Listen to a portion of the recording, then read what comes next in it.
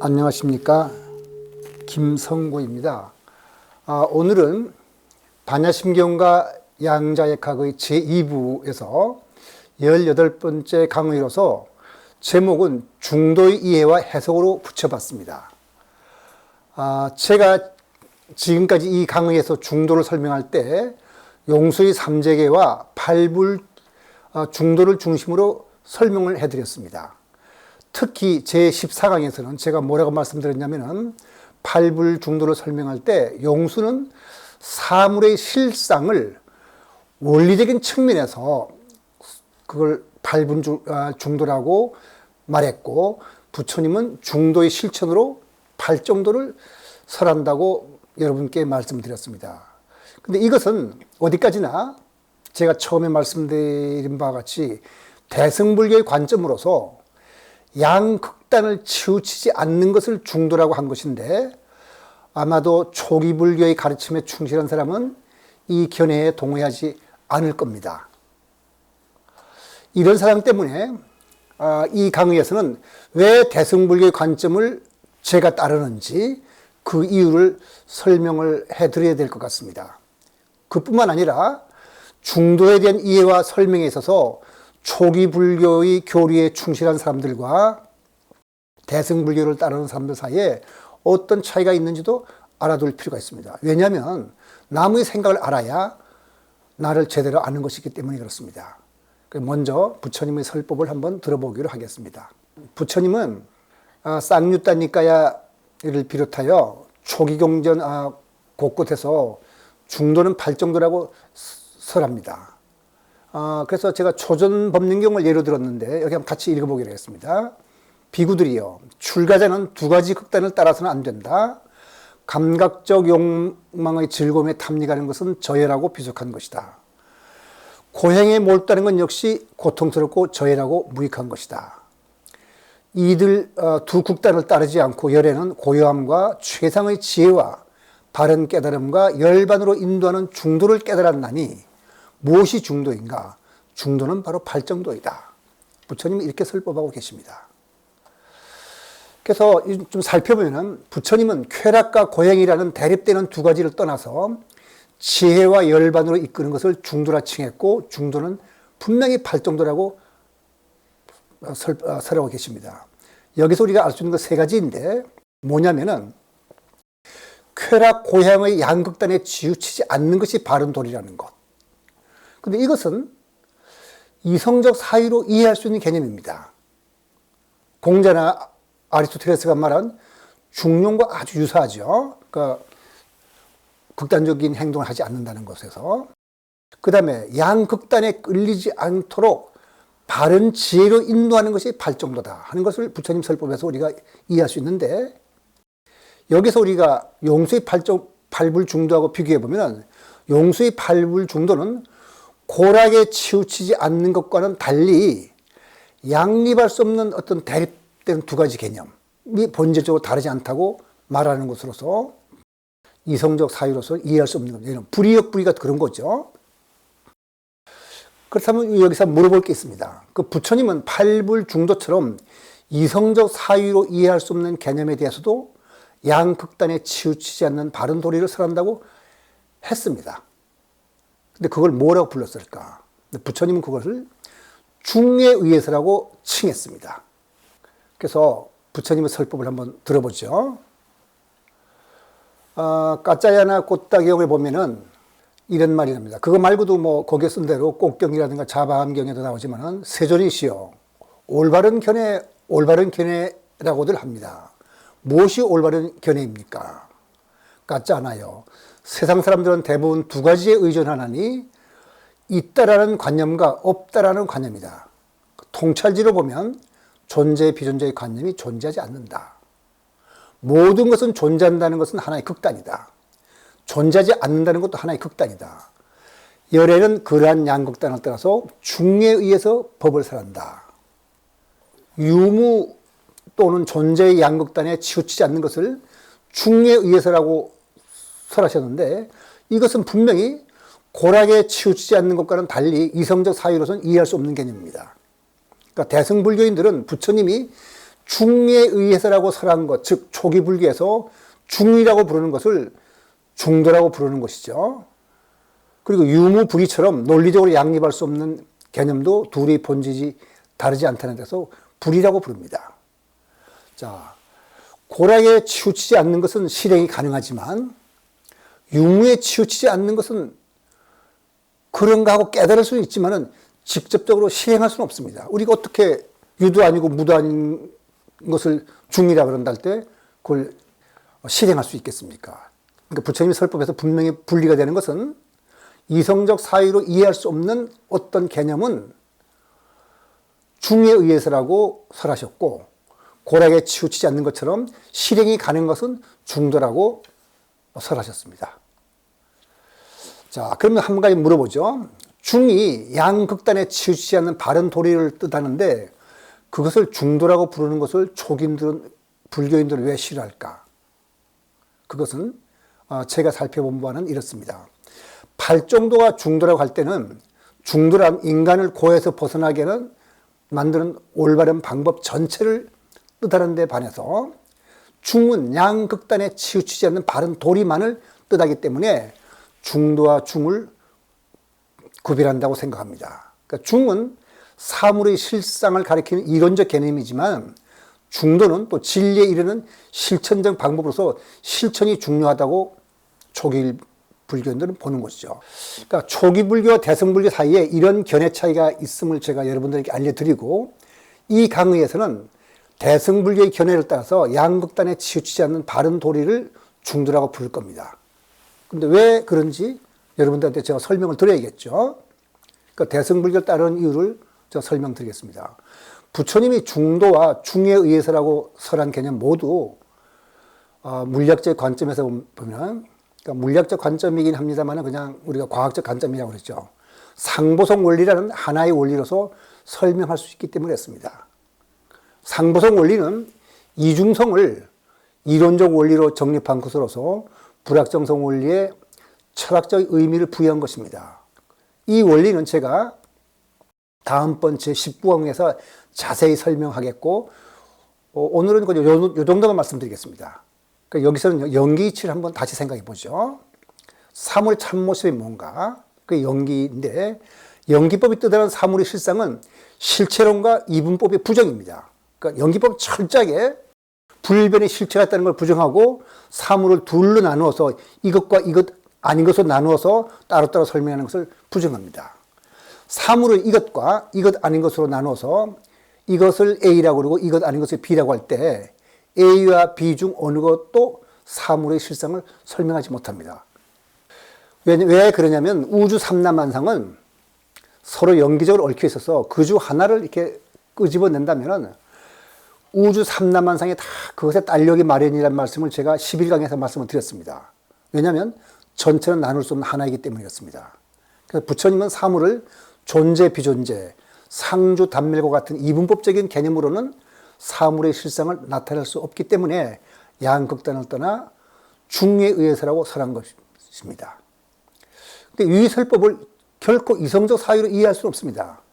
아마 양자역학이 탄생하지 않았더라면 고전역학과 서양 철학은 부처님의 이 설법을 무시했을 겁니다. 그럼 우리가 한번 과학적 현상을 살펴보죠. 과연 부처님 설법에 해당하는 것이 있는지. 이미 설명을 들었는데 여러분이 기억 못하는 사람도 있을 거기 때문에 다시 한번 제가 보여드리겠습니다. 과학적 현상은 비유를 들으면 전기 스위치는 켜져 있는가 아니면 꺼져 있는가 둘 중에 하나라고 생각합니다. 실제로 그 컴퓨터 소자에 전기가 들어왔냐 들어오지 않느냐 하는 것이 바로 같은 것이죠. 근데 양자 현상에서는 중첩이 일반적입니다. 꺼져 있기도 하고 켜져 있는 거예요. 그래서 보통 우리가 0과 1로 나타내는데 우리가 고전적인 관점에서 보면은 분명히 컴퓨터 소자에는 0과 1 둘 중에 하나만 가능해요. 다시 말해 전기가 들어와 있거나 전기가 들어와 있지 않거나. 근데 양자 컴퓨터에서는 컴퓨터 소자가 두 가지를 함께 중첩이 되어 있습니다. 그게 오른쪽 그림에 보면은 그 1과 0이 겹쳐 있어가지고 큐빗이라 부르죠. 그 다음에 왼쪽 그림을 보면 A와 B가 겹쳐 있어요. 그러니까 관찰하면은 A나 B나 둘 중에 하나 나타나지만은 측정하기 전에는 A와 B가 겹쳐 있습니다. 그래서 이걸 조금 더 이해하기 쉽게 그 전에 말씀드린 거긴 합니다만은 에릭 핸들이 그린 젊은 아내와 그의 어머니라는 그림을 들어서 제가 설명을 드릴 텐데, 늙음과 젊음은 분명히 대립되는 두 가지 개념이죠. 근데 그 그림은 하나예요. 이 그림을 높아라고 하면 제대로 설명한 것이 아니죠. 젊은 여인이라고 하더라도 제대로 설명한 것이 아닙니다. 이 그림 속에는 젊은 여인도 들어있고 높아도 들어있어요. 그래서 이 그림은 이중성을 나타낸다고 말할 수도 있고 젊음과 늙음 상태의 중첩이라고도 할 수 있죠. 그래서 우리가 제가 11강에서 설명드린 바와 같이 이중성은 뭐였습니까? 소립자는 파동이기도 하고 입자이기도 합니다. 그러니까 파동이라고 해도 제대로 설명한 것이 아니고 입자라고 해도 제대로 설명한 것이 아니죠. 두 가지 다예요. 그게 이중성이죠. 그러니까 중첩이라고도 우리가 부를 수 있겠고, 이 그림은 젊음과 늙음의 상태라고 부를 수 있는데 이것이 일반적인 양자 현상입니다. 그 다음에 또 한 가지, 제 7강에서 여러분들한테 제가 사물의 실제성이라 해가지고 아인슈타인, 포돌스키, 로제인의 그 역설을 설명드렸는데 뭐라 했습니까? 입자 하나가 둘로 나뉘어져 가지고 우주 양 끝에 있다 하더라도 측정 전까지는 분리된 것이 아니라 했죠. 아무리 우주 양 끝에 분리되어 있다 하더라도 그건 하나예요. 서로 얽혀 있기 때문에. 이와 같이 그 연기법에 의한 것은 이것이 있음에 저것이 있다는 것은 서로 분리될 수가 없어요. 분리돼서 이거 하나를 따로 떼내버리면 이미 사물의 참모습은 거기에 나타나지 않습니다. 따라서 인간의 사유방식은 실체론과 이분법적인 사고거든요. 이분법적인 사고는 논리의 바탕이기도 합니다. 그리고 옳고 그름을 판단하는 기준이 돼요. 그런데 연기법은 실체론과 이분법 사유에 의한 판단을 부정합니다. 이것과 이것 아닌 것은 왜냐하면 상호 의존적이기 때문입니다. 그래서 대승불교의 공은 사물의 실체 없음을 나타내는 말이고, 중도는 용수의 팔불 중도에서 말하는 것처럼 사물을 이것과 이것 아닌 것으로 나눌 수 없음, 즉 이분법을 부정하는 그런 말입니다. 그러니까 왜냐하면 불일력 불이이기 때문입니다. 자, 그러면 이것과 이것 아닌 것으로 나누어서 사물의 참모습을 설명할 수 있다면 같지도 않지만 다르지도 않다는 그런 말을 할 수 없죠. 같으면 같고 다르면 다르다 이렇게 분명히 말해야 되죠. 그러니까 사물의 실체 없음과 전체가 분리할 수 없는 하나라는 이분법적인 부정은 연기 이치가 말해주는 바로 사물의 실상을 나타내는 중요한 개념으로서 이걸 나타내는 용어가 반드시 필요합니다. 근데 고락의 거의 한쪽에 치우치지 않음과 유무, 상주, 단멸 등 논리적으로 양립할 수 있는 두 가지 개념 중 어느 한쪽에 치우치지 않음에 어떤 차이가 있는지 한번 비교를 해보죠. 이건 부처님의 초기 경전에서 말씀하신 걸 나타낸 거예요. 왼쪽은 고락의 한쪽에 치우치지 않음에 대한 성질을 말씀드린 거고, 그 다음 유무 한쪽에 치우치지 않는다는 것은 오른쪽에 썼습니다. 그러면 부처님이 중도라고 말씀하신 거는 아까 말씀드린 대로 이성적 사유로 이해가 가능해요. 그 다음에 실천적이고, 왜냐하면 쾌락과 고행 양극단을 떠나서 적절한 어떤 행동을 한다는 것은 실천 가능하잖아요. 그리고 상보성 원리로 설명이 가능합니다. 물리학에. 그런데 유무 한쪽에 치우치지 않는다는 것은 이성적 사유로는 이해가 불가능합니다. 왜냐하면 우리 이성적 사유는 있으면 있는 거고 없으면 없는 거지, 그것도 아니고 저것도 아닌 중이다, 이건 이해 못하죠. 그럼 실천 불가합니다.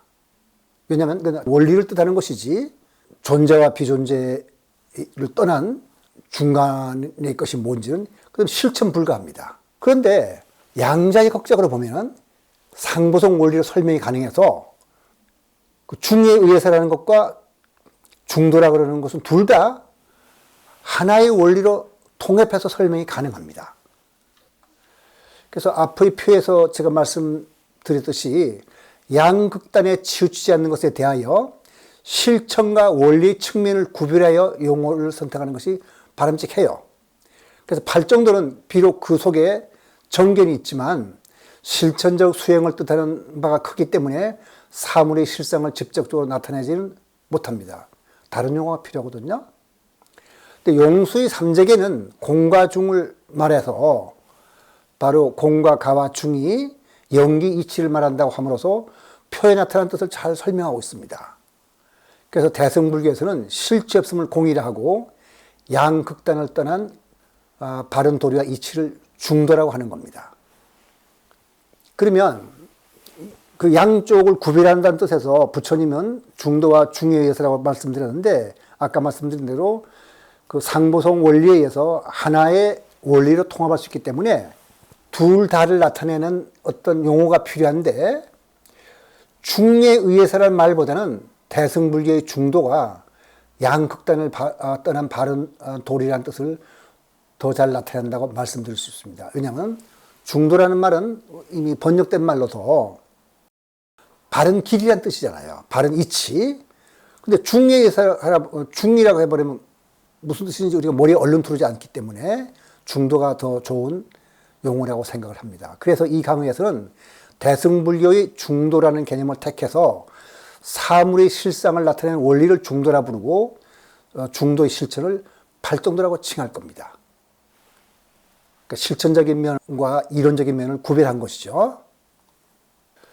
그래서 사물의 일부분을 보고 설명하면 그것이 진실일 수는 없습니다. 그러나 그것이 전혀 틀린 것은 또 아니거든요. 그런 면도 있으니까. 그러니까 부처님이 설한 고락 중도가 어느 한쪽에 치우치지 않는 중용을 뜻한다고 볼 수 있는데 그렇다면 각 주장을 배척하지도 않고 하나의 의주사 아니면서 전체를 아우르는 포용과 간용도 우리가 중도라고 말씀드릴 수 있습니다. 그러니까 꼭 고락 중도만 중도가 아니라 여러 가지 다른 의견들이 있는데 거기에 하나에 치우치지 않고 잘 아우르고 아울러서 포용하고 관용하는 것 중도라고 씁니다. 이렇게 중도를 정의하고 부처님의 설법을 이제 분석하면 대승의 불교에서 말하는 중도는 다음과 같이 원리적으로 세 가지의 과학적 원리를 담고 있다고 말씀드렸는데 하나는 뭐냐면 조화와 중용의 원리라고 말씀드렸습니다. 이것은 물리학적으로 상보성 원리로서 설명이 가능해서 앞으로 설명드리겠습니다만은 검은고 줄 알맞게 조이기와 같은 것이 해당하고 부처님이 조금 전에 소개한 부처님이 말씀하신 고락을 떠난 중도 이것도 조화 중용의 원리라고 말씀드릴 수 있겠습니다. 그 다음에 불의 원리 논리적으로 양립할 수 없는 두 가지가 본질적으로 다르지 않다는 뜻에서 불이라고 붙였는데 물리학에서 말하는 이중성과 같은 겁니다.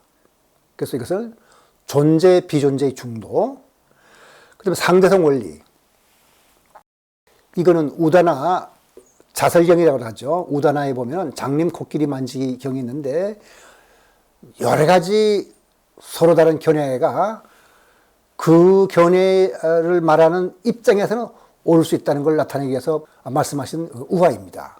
그래서 우리가 중도를 조화의 중용의 원리, 불의 원리, 상대성 원리라고 이렇게 분류를 할 수 있다고 제가 말씀드리겠고 앞으로 강의에서 이거 하나하나 말씀드릴 텐데 다음 19강에서는 중도의 세 가지 원리 가운데 조화와 중용의 원리에 대해서 살펴보기로 하겠습니다. 오늘 강의는 여기서 마치도록 하겠습니다.